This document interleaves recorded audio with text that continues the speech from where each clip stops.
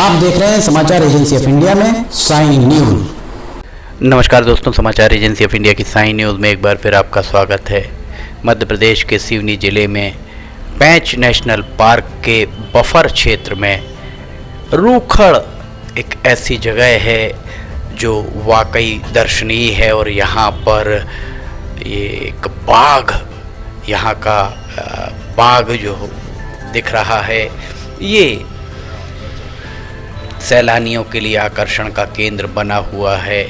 कुराईगढ़ male tiger इसका नाम है और ये पर्यटकों को जब चाहे तब दिख जाता है और दिखने के साथ में ये पर्यटकों का मनोरंजन करता भी नज़र आता है। समाचार एजेंसी ऑफ इंडिया के सिवनी ब्यूरो से अखिलेश दुबे की ये रिपोर्ट यहाँ हम आपको दिखा रहे हैं। कुराईगढ़ मेल टाइगर गर्मी का मौसम और पानी के अंदर ये बैठा हुआ यहाँ नज़र आ रहा है।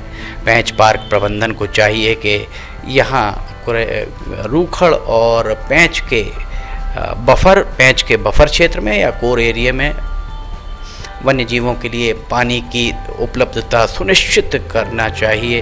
हालांकि कुछ दिन में ही बारिश आने वाली है और उसके बाद पानी की कमी तो नहीं रह जाएगी, पर पेंच पार्क प्रबंधन को चाहिए कि वो इसके लिए कहीं ना कहीं व्यवस्था ज़रूर करें। ये देखिए यहाँ पर अंदर बैठा हुआ कुराईगढ़ मेल टाइगर दिख रहा है। सैलानियों को अक्सर ही दिख जाता है, जिस तरह से कोर क्षेत्र में लंगड़ी, कालर वाली, नाले वाली बाघिन दिखा करती थी, उस तरह कुराईगढ़ मेल टाइगर भी यहाँ पर दिखाई देता है। समाचार एजेंसी ऑफ इंडिया के सिवनी ब्यूरो से अखिलेश दुबे की रिपोर्ट।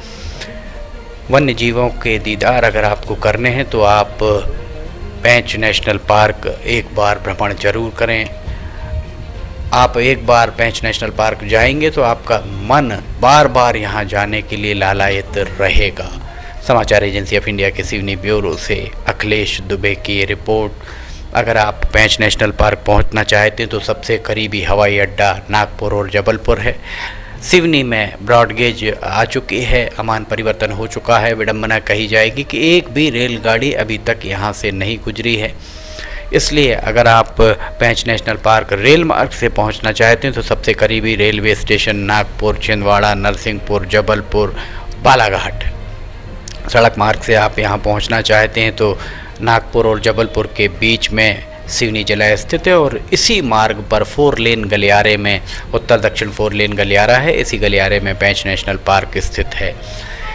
इसके अलावा अगर आप भोपाल से पेंच जाना चाहते हैं तो भोपाल से होशंगाबाद, बैतूल, दोनावा, छिंदवाड़ा होते हुए पेंच पहुंच सकते हैं। सिवनी के जरिए पेंच पहुंच सकते हैं। और दूसरा रास्ता भोपाल से होशंगाबाद, मटकुली, पिपरिया, मटकुली और छिंदवाड़ा होते हुए आप सिवनी पहुंच सकते हैं। यहाँ से पेंच नेशनल पार्क जा सकते हैं। रायपुर से अगर आप पेंच नेशनल पार्क पहुंचना चाहते हैं तो रायपुर से दुर्ग, राजनांदगांव, देवरी होते हुए गोंदिया, बालाघाट और सिवनी पहुंचकर आप पेंच नेशनल पार्क जा सकते हैं। समाचार एजेंसी ऑफ इंडिया के सिवनी ब्यूरो से अखिलेश दुबे की रिपोर्ट। पेंच नेशनल पार्क में सरकारी डाक बंगले भी बहुत किफ़ायती दरों पर मिल जाते हैं और ये सरकारी डाक बंगले कर्माजरी गेट पर स्थित हैं।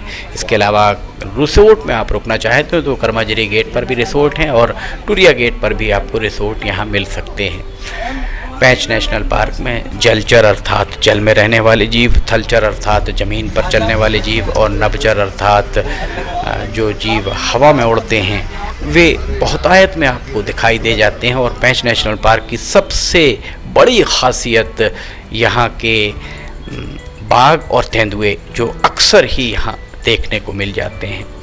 पेंच नेशनल पार्क की आधिकारिक वेबसाइट पर जाकर आप पंजीयन करा सकते हैं, देख सकते हैं कि आपके लिए जो भी तारीखें मुफीद हैं उन तारीख़ों में सफारी है या नहीं। और नाइट सफारी भी यहाँ पर बफर क्षेत्र में आरंभ कर दी गई है पर्यटकों की सुविधाओं के लिए।